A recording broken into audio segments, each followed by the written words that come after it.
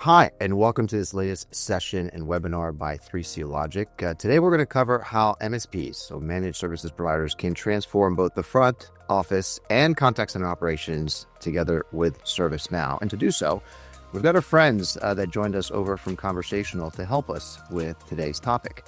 Before we kick off things, just a couple quick highlights. Just bear in mind that some of the things that we may discuss could be forward-looking in nature. But with that, quick round of introductions. I am Guillaume here at 3C Logic. I'm the Vice President of Alliances here at 3C. And with us to help us with today's interesting topic is none other than Ross from Konversational. Konversational is an elite ServiceNow partner, and Ross is their UK director. Ross, thank you for joining us. Thank you so much for having me. Really looking forward to the conversation. Likewise. So we've got a packed agenda, Ross. Everything from state of customer experience to why CX is still poor today, how we might solve that for certain members of our audience, what's the results, what are the impacts they can potentially look forward to, and then even a case study just to bring it home and together. So with that, Ross, let's kick things off here. You and I, before we prepared for today's session, had discussed a little bit about what you are hearing from customers, prospects in the field. I'd love for you to share some of the things that today are top of mind for MSPs.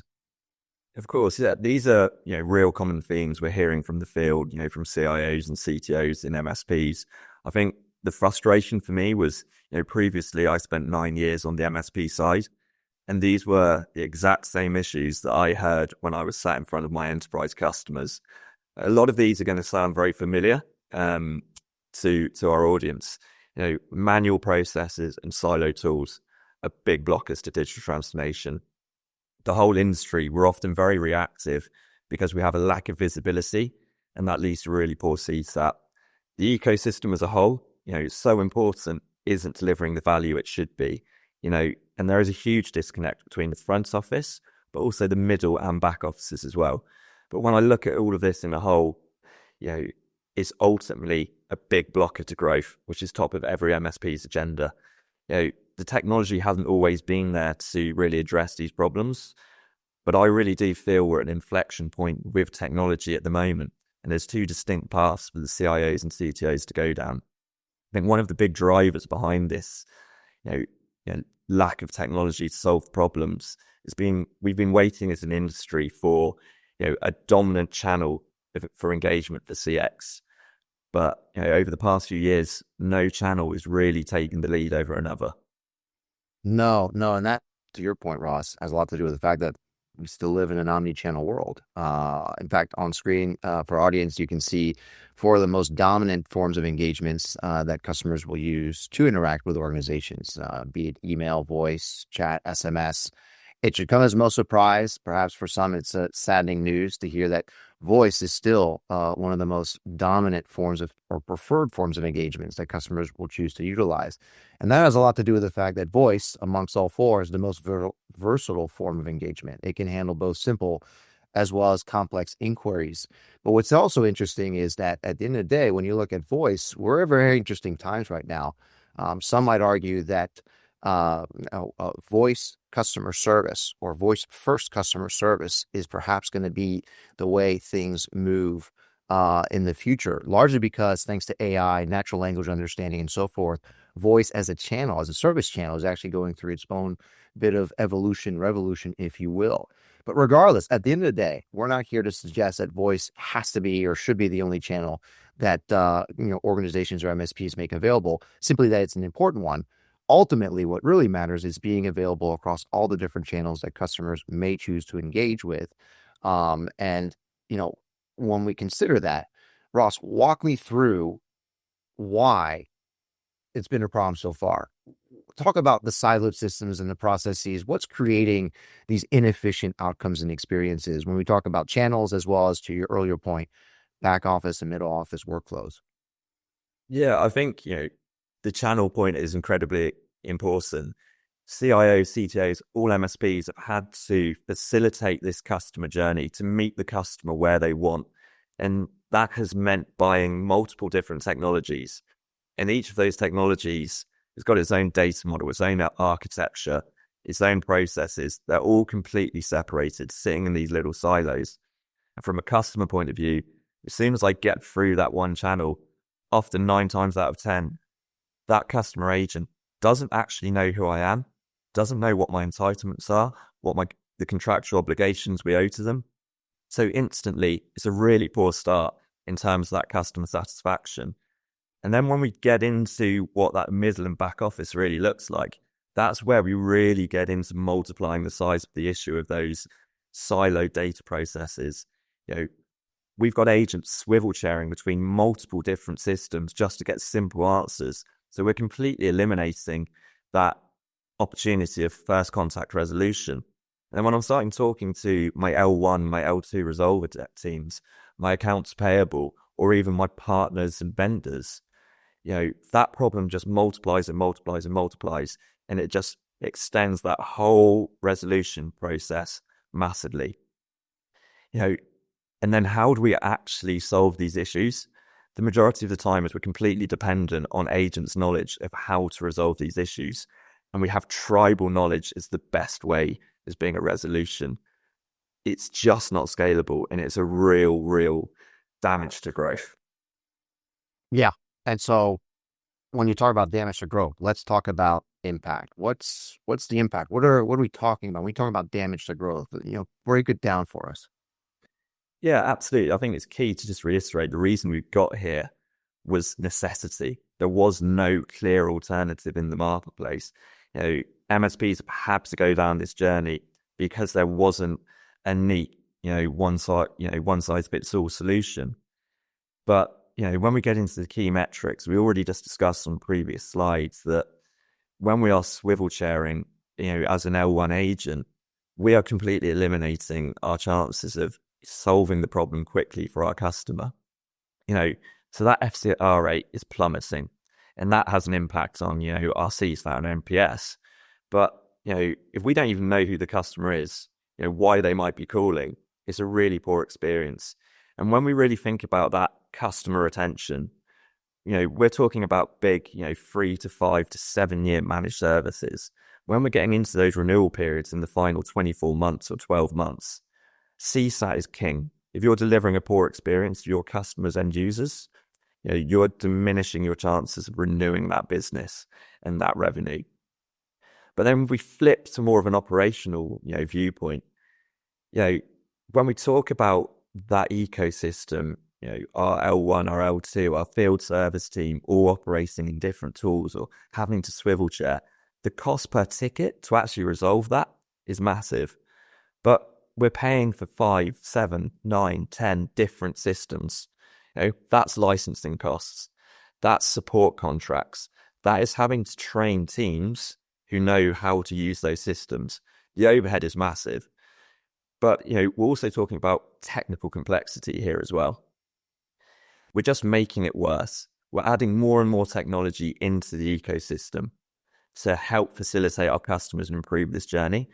But all we're doing is enhancing the problem. And the more we embrace technology and things like generative AI, we're increasing the complexity. And that comes with cost as well. And we're not solving the problem. Yeah. Case in point. If you want to look at just, how obvious the problem is, there was actually some recent studies that showed that 2/3 of an agent's time is actually spent not helping customers. In fact, they're trying to overcome manually the discrepancy or the lack of integration or synergies between all these different tech stacks that you alluded to. So whether it's, spending, 20% of the time, taking notes or, overcoming those gaps through administrative functions and tasks, but of course performed manually, you can see just how impactful it is to the bottom line, right? The customer is not getting the level of service that they expect because the people that are required or expected to deliver it are actually stuck trying to overcome these technological challenges that you alluded to.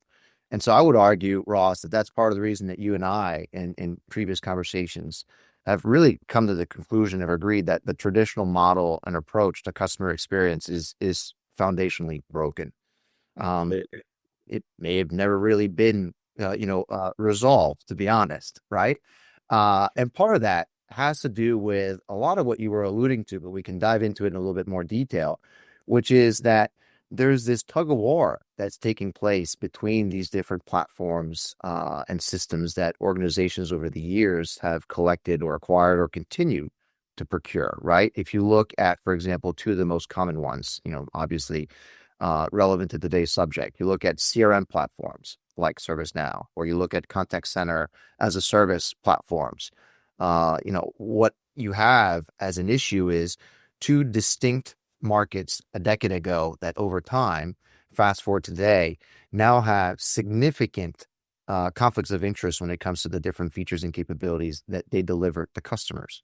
And so MSPs here for today's purposes are really stuck in the middle, trying to figure out from whom they should source what capabilities and what features. But of course, if you're sourcing features from different data platforms, be it the contact center platform or the CRM platform, no matter how technologically advanced it might be today, you still end up with that siloed technology model and tech stack, which of course is going to drive some of the inefficiencies, manual processes and so forth that you alluded to. Ross, what are your thoughts? Yeah, absolutely. I think you're spot on. I alluded to it briefly, but CIOs and CTOs now more than ever are being asked to make big strategic decisions and investments. And it's a lot around, where do I actually host my data? Where's the most efficient place to host it? Where do I host the processes?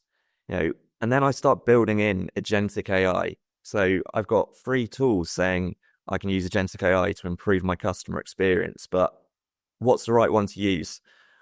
Where do I put the right controls and governance around those agentic AI agents? These are really big problems. And if we continue to run multiple overlapping tools, it's going to continue to be costly. And we're only going to pass those costs on to our end customers. And we're going to be passing on the poor CSAT, and we're not resolving the issue. So at the start of this, this webinar, I talked about there's two routes, for MSPs to pursue. This is route one. We carry on doing the same things and we just multiply the issues even further. So then there's probably got to be another way forward. Yeah. Oh, well, there is, right? Otherwise, we probably wouldn't be having this session, right? And it looks a little bit like this, at least from our purview, right? Yours and I, which is that ultimately, and you've sort of alluded to this, organizations are looking to eventually simplify their technology stack.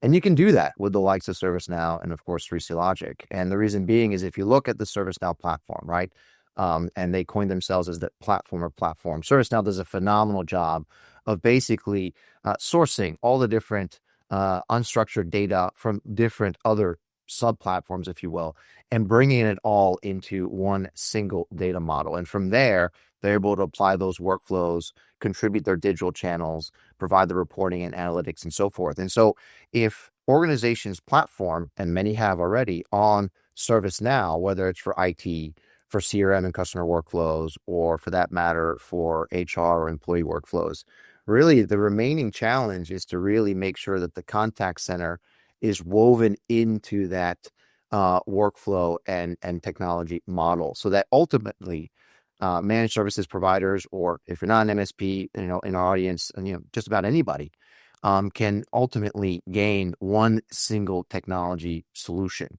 that incorporates all the different components, but without the conflicts of interest, and of course, with them the headaches that myself and Ross were alluding to. Ross, anything to add? No, I think that's absolutely spot on. And I think if we move on to the next slide, we can really start seeing how that customer journey all comes together in a much more streamlined way.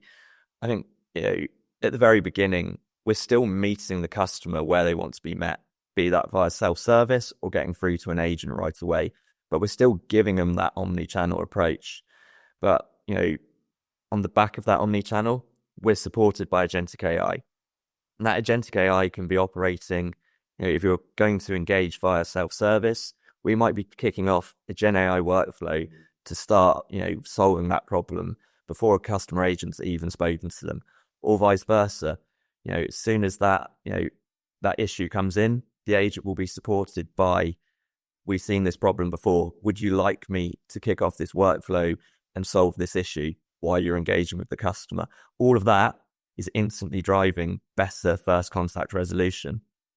But I think first and foremost, When we talk about working on a unified platform, with a single data model, single architecture, I think the biggest tick in the box is I know who that customer is.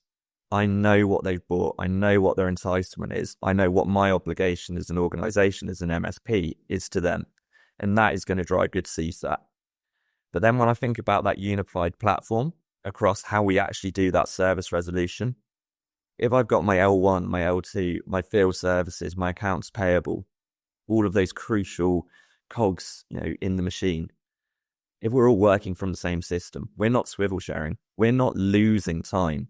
We're potentially going to create, solve on first contact resolution.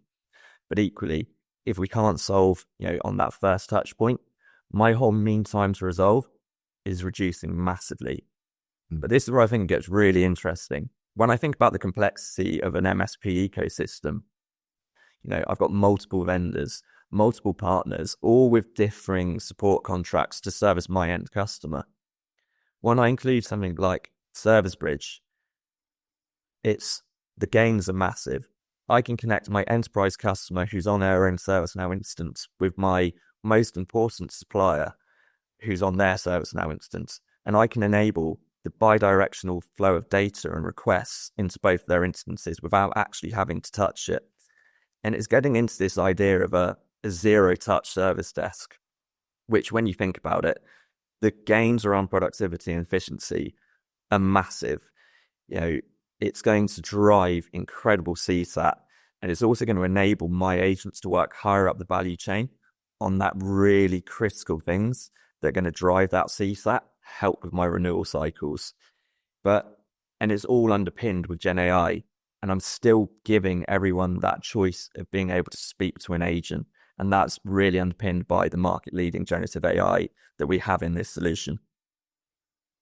Yeah. And of course, back to your earlier point, right? When you look at, okay, well, I mean, today's topic was, how do you solve for the front office and the contact center? The contact center now is really just an extension of what has been built on the ServiceNow solution set, right? So to your point, all of a sudden AI can drive those conversational experiences, whether it's self-service or take those conversations, transcribe them, summarize them so that when they do reach a live agent, the agent has the context, the summarization to take that conversation, pick it up where it left off and work through it. But of course, without having to swivel chair to a different system, because all of this is originating within ServiceNow. And to your earlier point, there's this feedback loop, right? All of that rich information, data, etc., for every single interaction, digital or voice or combination of all of the above, all that gets put back into ServiceNow. So there's an enrichment process that can then sort of feed that next engagement, right? So the AI is as smart as the last interaction, and you have all that context and analytics, of course, stored within ServiceNow. So your front office, your back office, and your middle office, you really are operating all three from one unified experience, not just from the agent perspective, but from that of the administrative one as well, right? So for the supervisor or the executive suite responsible for these teams, all of it is there in one single offering.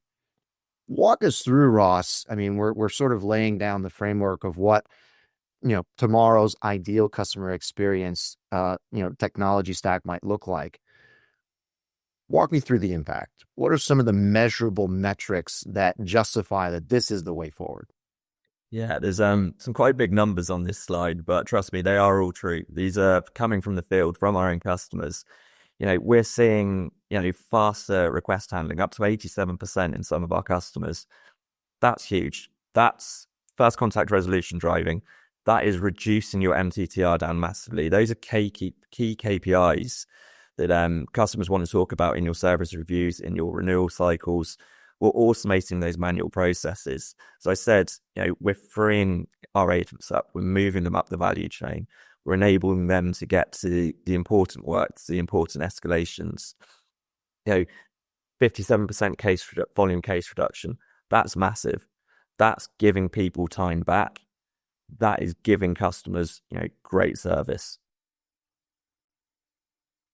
Yeah, and if I can add a few, I mean, there's the operational savings. We had talked about earlier that one of the challenges was high operating costs. Well, the reality is there's, if you implement this correctly, you can actually reap the benefits. I know in our case, we had a customer that did in fact save roughly 1.7 million in operating expenses simply because in combination with what they had built on ServiceNow, they were able to effectively improve their call deflection. And when I talk about call deflection, not at the expense of the experience delivered, of course, to the individual's sourcing, help, but call deflection, self-service, and then the optimization of the agent, the ability to resolve, to your point, first call resolution, resolve cases and incoming inquiries faster, effectively scaling the overall operation. So they were able to source more calls without it necessarily impacting the customer experience. In fact, quite the contrary, improving it as well.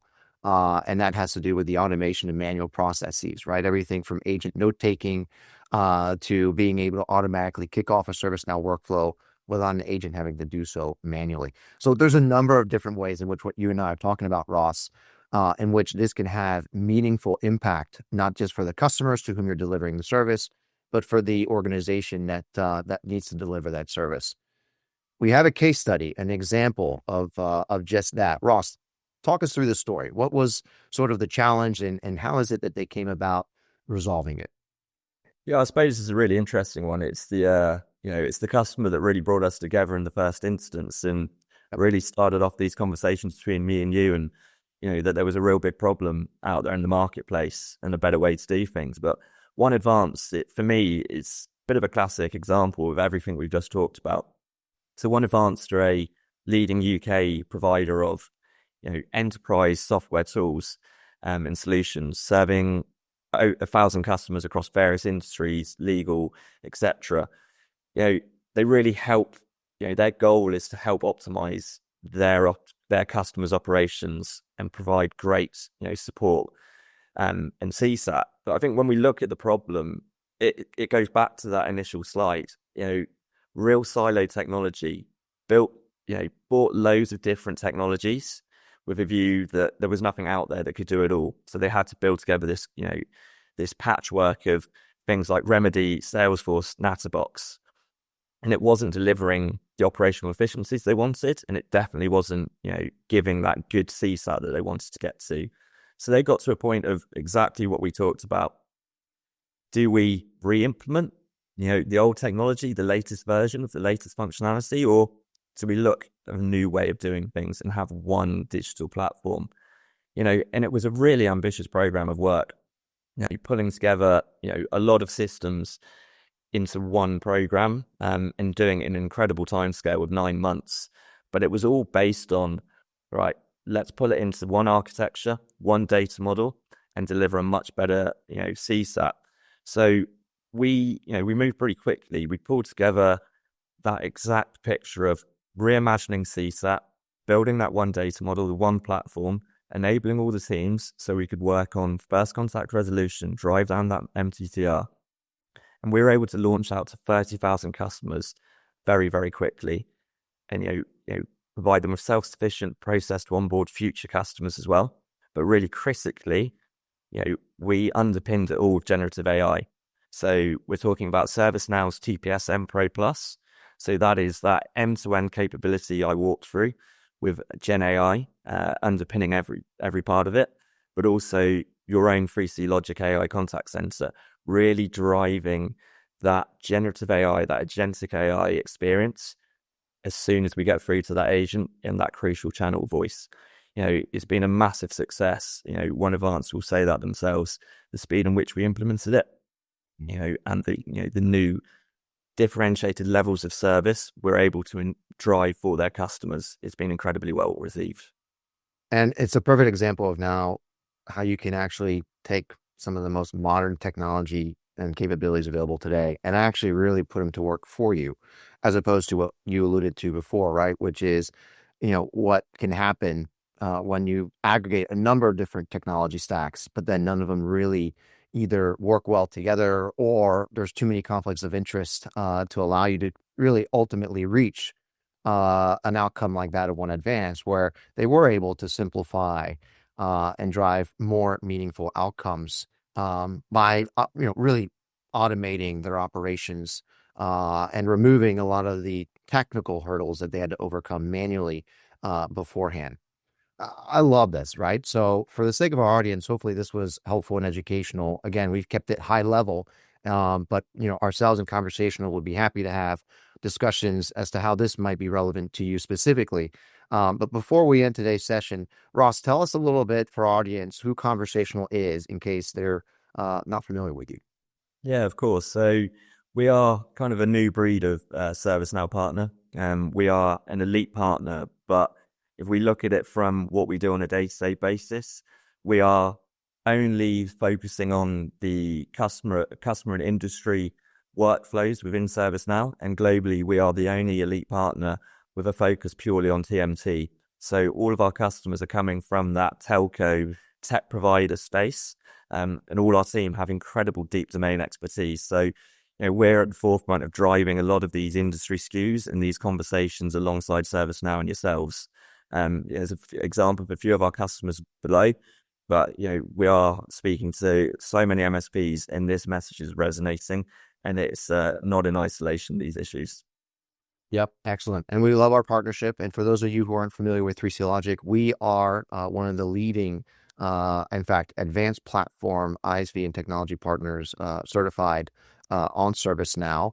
And we focus specifically on delivering AI, voice, and contact center conversational AI capabilities, and have been done so for the ServiceNow ecosystem now for some 8 years, with deployments globally all over the world, across a number of leading organizations across industries, of which you can see some of the logos on screen as well. And it is in combination with partnerships like that of Conversational that we drive value for customers and prospects who see an opportunity to platform themselves on ServiceNow, whether it's for IT, HR, or obviously for today's purposes in the managed services provider space.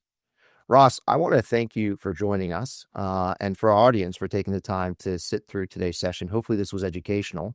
If anything we covered drew some attention on your part and you'd like to discuss, whether with ourselves or with Conversational, how some of what we've covered could apply to you, we welcome the opportunity to speak with you. And you can reach 3C Logic here at info@3clogic.com. And you can also obviously reach out directly to the Conversational team at hello@conversational.com. Ross, great to have you. Any final words? No, really enjoyed the conversation. This is a conversation we're having time and time again. Really appreciate you making the time to go into a bit more detail with me today. 100%. Well, I hope again for our audience that this was educational. If you enjoyed this session and would like to see others like it, feel free to stay tuned, as we plan to have many more on a number of different topics here throughout the year. So stay tuned, stay in touch. Otherwise, we certainly wish you a very enjoyable day. Thank you.